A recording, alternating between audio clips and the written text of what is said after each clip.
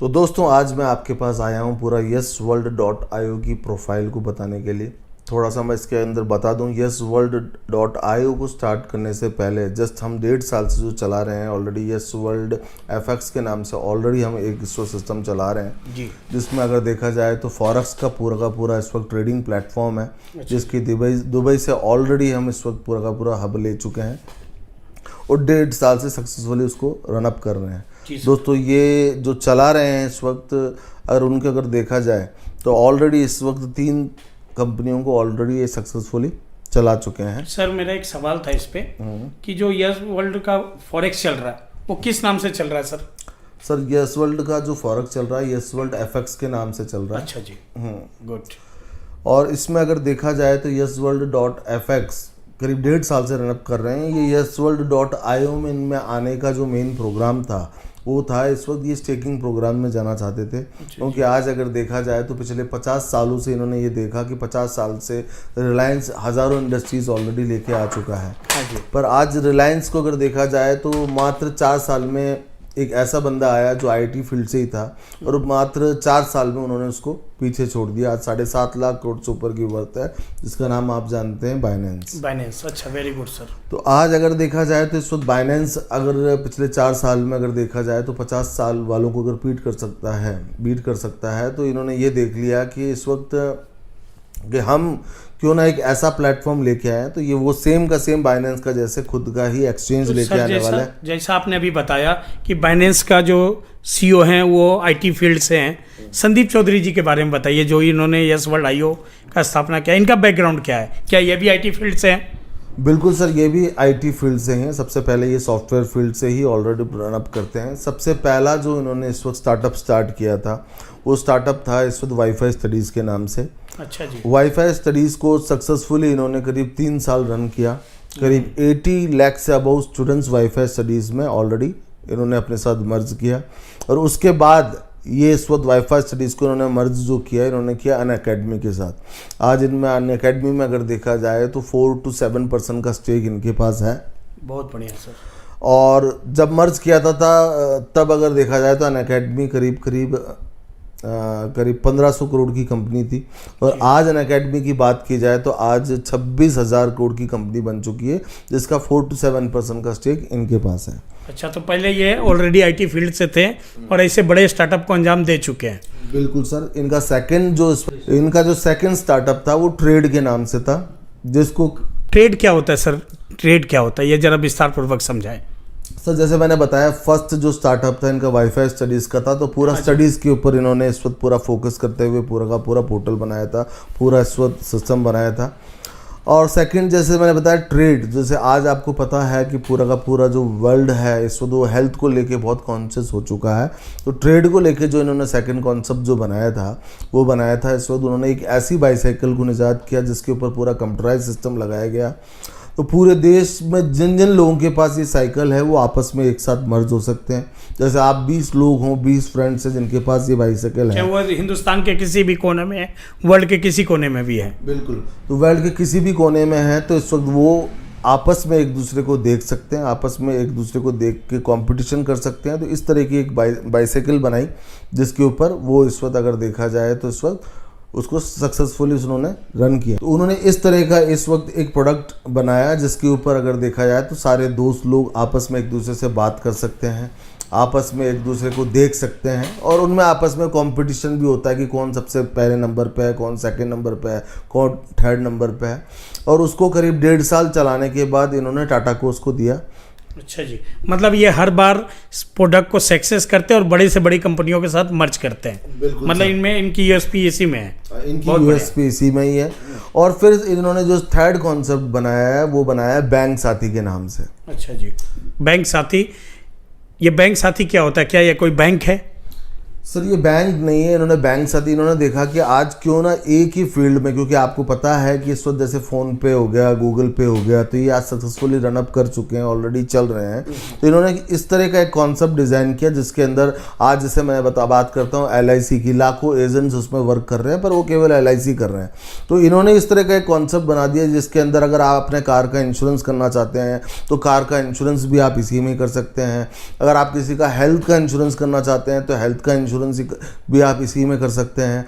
अगर आप किसी के बिल्डिंग का लोन करवाना चाहते हैं तो आप उसका लोन भी आप इसी में ही कर सकते हैं। मतलब बहुत सारी सर्विसेज इससे हम ले सकते हैं। हाँ। क्या लेने के साथ और कोई बेनिफिट भी बैंक साथी देता है?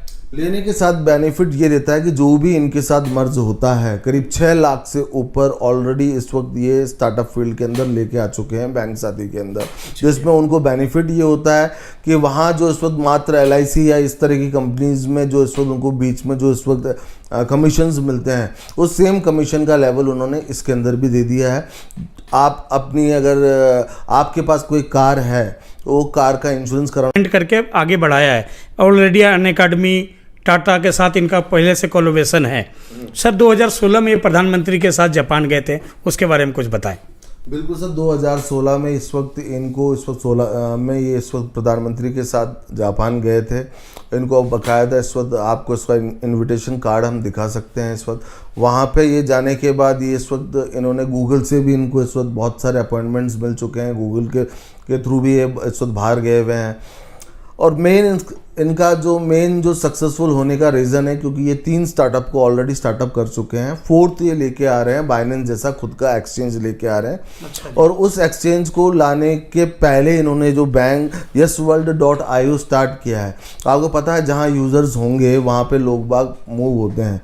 तो इस वक्त ये जो स्टार्टअप लेके आ रहे हैं उससे पहले उन्होंने क्या किया, yesworld.io को स्टार्ट किया, जिसमें लगभग 15,000 लोग ऑलरेडी 1 महीने के अंदर इन्होंने अपने साथ मर्ज किया। सर ऐसा है कि ये क्रिप्टो करेंसी की दुनिया में रोज़ नए कॉइन आते हैं, बहुत सारी कंपनियां आती हैं, रहती भी हैं, चलती भी हैं। अलग कंपनियों से, दूसरी कंपनियों से yesworld.io अलग कैसे है? yesworld.io अलग इस ऐसे है कि ये सबसे पहले जो अपना इसमें स्टार्टअप लेके आए हैं, क्योंकि स्टार्टअप फील्ड से ही हैं, तो ऑलरेडी इस वक्त 4th स्टार्टअप ये ऑलरेडी लेके आने वाले हैं अपना एक्सचेंज। पर ये इस वक्त लेके आए एक ऐसा प्रोडक्ट, जैसे आपने पूछा कि ये और कंपनियों से कैसे अलग है, तो yesworld के अंदर ये क्या लेके आने हैं, या नासा के द्वारा तैयार करी एक ऐसी टेक्नोलॉजी लेके आए हैं जिसका नाम है इन्फ्लेक्टर। अच्छा जी। इन्फ्लेक्टर की अगर बात की जाए तो ये 70 to 80% हीट को रिड्यूस कर देता है या इस पर रिफ्लेक्ट कर देता है।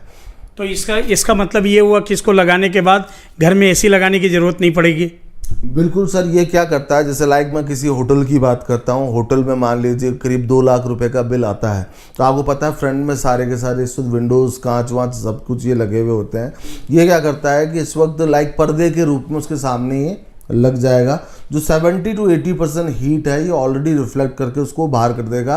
तो अंदर का तापमान अगर देखा जाए, बाहर अगर 40 डिग्री का तापमान है तो 70% उसको रिड्यूस कर देता है। तो 70% अगर आप रिड्यूस करोगे तो आप देखोगे ऑलरेडी अंदर का तापमान जो रहेगा वो रहेगा करीब 12 to 15% मान लीजिए। और 12 to 15% के तापमान के अंदर आपको AC की ज़रूरत नहीं पड़ने वाली है। और ठीक इसके विपरीत अगर देखा जाए तो ठंड के दिनों में आप उस पर्दे को उल्टा कर दीजिए, तो ये इस वक्त अंदर क्या करेगा, अंदर ये आपकी हीट को वैसे का वैसा रखेगा, बाहर की जो ठंड है उसको अंदर आने नहीं देगा। सर जैसा कि पूरा विश्व के वैज्ञानिक ने कहा कि 2040 में प्लैनेट खत्म हो जाएगी, तो क्या ऐसा मान लें कि प्लैनेट को बचाने के लिए, दुनिया को बचाने के लिए इन्फ्लेक्टर को यूज करना चाहिए? बिल्कुल सर, इन्फ्लेक्टर को यूज़ करना चाहिए, क्योंकि 1960 के अंदर अगर देखा जाए तो जो नासा ने जो टेक्नोलॉजी डेवलप करी, तो 1960 में जो वैज्ञानिक स्पेस में गए थे, जैसे नील आर्मस्ट्रॉन्ग हो गए, तो उन्होंने जो स्पेस सूट पहना था ये सेम उसी टेक्नोलॉजी के ऊपर इस वक्त वर्क करता है। तो क्या सर ये प्रोडक्ट नासा के अलावा भी कोई बनाता है, या yesworld के अलावा भी पूरे 5 देशों में कोई और दे पाएगा? नहीं सर, इसकी 5 देशों के एक्सक्लूसिव राइट्स ऑलरेडी yesworld के पास हैं, ठीक है, जिसका नाम अगर देखा है तो इन्फ्लेक्टर के रूप में है। अब 5 देशों में जो भी वर्क कर रहे हैं वो इस वक्त हम ही वर्क कर रहे हैं इसके अंदर। और अगर देखा जाए तो इन्फ्लेक्टर के बारे में मैं थोड़ा सा बताना चाहूँगा। ये करता क्या है, मेन इसका क्या होता है, ये हीट को ऑलरेडी क्या करता है, रिफ्लेक्ट कर देता है। जहाँ 2 लाख का बिल आ रहा है तो उसका 70% ये रिड्यूस कर देगा। इट मीन्स अगर वहाँ का 2 लाख का बिल है तो वहाँ 60 to 70,000 का ही बिल आएगा। तो इसलिए लोग बाग इसको अपना रहे हैं। और चारों तरफ गवर्नमेंट में इसमें ऑलरेडी इस वक्त बातें चल रही हैं, ऑलरेडी बहुत से अपने इन्फोसिस में बातें चल रही हैं, और ऑलरेडी इस वक्त चारों तरफ वर्किंग चल रहा है। इस वक्त रेलवेज़ के साथ ऑलरेडी कॉन्ट्रैक्ट हो चुके हैं। ये सारी चीज़ें इस पर ऑलरेडी चल रही हैं। सर जैसा कि ज्ञात हुआ है कि PWD में ऑलरेडी आपका ये प्रोडक्ट लग रहा है और ग्रीन एनर्जी पे आप चौथी कंपनी है इंडिया की, उसके बारे में थोड़ा बताएं। बिल्कुल सर, ग्रीन एनर्जी के ऊपर हम वर्क कर रहे हैं क्योंकि ये इन्फ्लेक्टर वर्क ही ग्रीन एनर्जी के ऊपर वर्क कर रहा है। क्योंकि आज अगर देखा जाए तो इस वक्त पूरे 4 कंपनीज का आपने जैसे बताया, तो मैं 4 कंपनी में जैसे ऑलरेडी रिलायंस ऑलरेडी इसी टेक्नोलॉजी के ऊपर वर्क कर रहा है, अपना अडानी ऑलरेडी इसी टेक्नोलॉजी के ऊपर वर्क कर रहे हैं, टाटा ऑलरेडी इसी टेक्नोलॉजी के ऊपर वर्क कर रहे हैं, और इन्फ्लेक्टर के नाम पर चौथे कंपनी इस वक्त यस वर्ल्ड है जो इसके ऊपर वर्क कर रही है। बहुत बढ़िया सर। तो सर ये जो इवेंट मतलब हर चीज़ों को ये सक्सेस पहुंचाए हैं, बड़े मुकाम दिए हैं, तो ऐसा माने कि यस वर्ल्ड भी आईओ भी ऊपर जाएगा, इसके क्या रीजन क्या हो सकते हैं सर कि आगे ऊपर जाए? सर इसका मेन रीज़न अगर देखा जाए YesWorld.io आगे जाएगा, इसका मेन रीज़न इन्फ्लेक्टर है, क्योंकि इन्फ्लेक्टर के अंदर हज़ारों लोग जुड़ चुके हैं इस वक्त। अच्छा जी, इन्फ्लेक्टर पे हज़ारों लोग जुड़ चुके हैं। हाँ। सर ये कॉइन कैसे काम करेगा, ये टोकन किस हिसाब से लोगों तक पहुंचेगा और इसको लेने से क्या क्या बेनिफिट है लोगों को? सर मात्र 11 पैसों में इन्होंने इस टोकन को इस वक्त लॉन्च किया है। अच्छा जी। और 1 महीने के अंदर अगर देखा जाए तो करीब 42 पैसा आज इसकी रेट हो चुकी है। अच्छा जी। और ये जो वर्क कर रहे हैं इन्फ्लेक्टर के ऊपर, तो आज आपने देखा हो बहुत सारे लोग टोकन्स के ऊपर वर्क करते हैं, पर उनके पास अगर देखा जाए तो इस तरह का कोई प्रोजेक्ट होता नहीं है। वो केवल टोकन लाते हैं, लोगों से पेमेंट लेते हैं और मार्केट से आउट हो जाते हैं, क्योंकि उनके पास कोई प्रोजेक्ट नहीं है। YesWorld.io ये पहली कंपनी है जो किसी प्रोजेक्ट के ऊपर वर्क कर रही है, इन्फ्लेक्टर के ऊपर वर्क कर रही है, देश को बचाने के लिए वर्क कर रही है।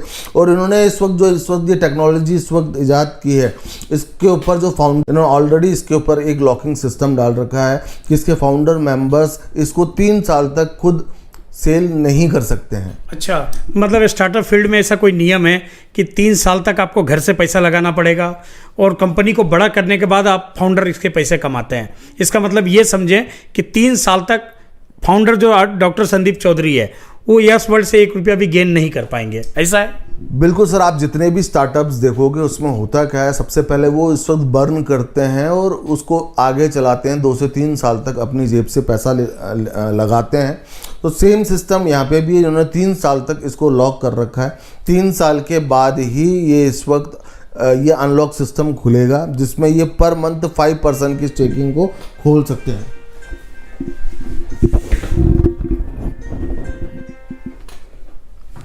अच्छा, तो 3 से 5% ये 3 साल के बाद अपना खोलेंगे। हाँ, तो सर मैंने अगर देखा जाए तो 5% ये रिलीज कर सकते हैं 3 साल के बाद।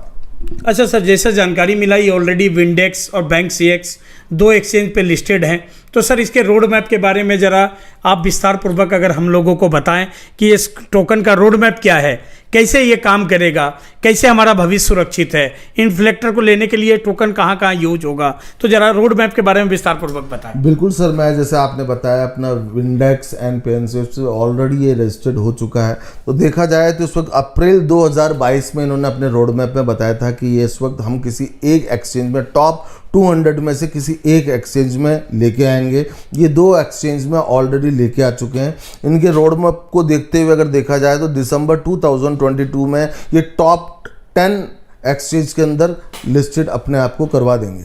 अच्छा सर, मतलब ये स्टार्टअप फील्ड के लोग पहले से रोड मैप बनाकर उसी पे वर्क करते हैं? बिल्कुल सर, इनका रोड मैप ऑलरेडी तैयार है, इनका वाइट पेपर ऑलरेडी तैयार है, करीब 80 to 70 पेज का इनका पूरा का पूरा वाइट पेपर है, वो आप बाकायदा देख सकते हैं। और इनके रोड मैप को अगर देखा जाए तो इनके रोड मैप में ऑलरेडी में इन्होंने पूरा का पूरा सिस्टम दे रखा है कि किस तरह इनका रोड मैप चलेगा, क्या है क्या नहीं है, सारी चीज़ें ऑलरेडी इन्होंने इनके रोड मैप में ऑलरेडी दे रखी है। जैसे इस वक्त ये मार्च 2024 के अंदर ग्लोबल लॉन्चिंग करने जा रहे हैं।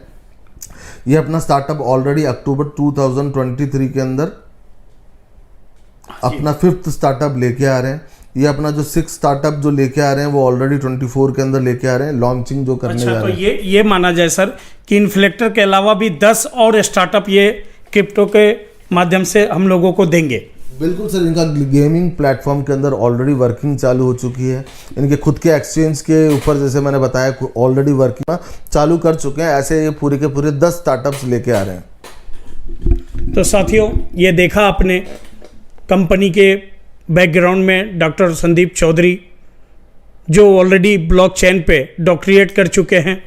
इन्फ्लेक्टर जैसा बड़ा ब्रांड को ये टोकन के माध्यम से रीसेलिंग पे ले आए हैं। तो साथियों, देर ना करें, इतने बड़े प्रोफाइल के साथ, इतने बड़े कॉन्सेप्ट के साथ आपको जुड़ने का मौका मिल रहा है। जरूर जुड़ें। अधिक जानकारी के लिए नीचे दिए गए नंबरों पर संपर्क करें और अपने साथ साथ इस दुनिया के बचाने के मुहिम में हमारा साथ दें। नमस्कार।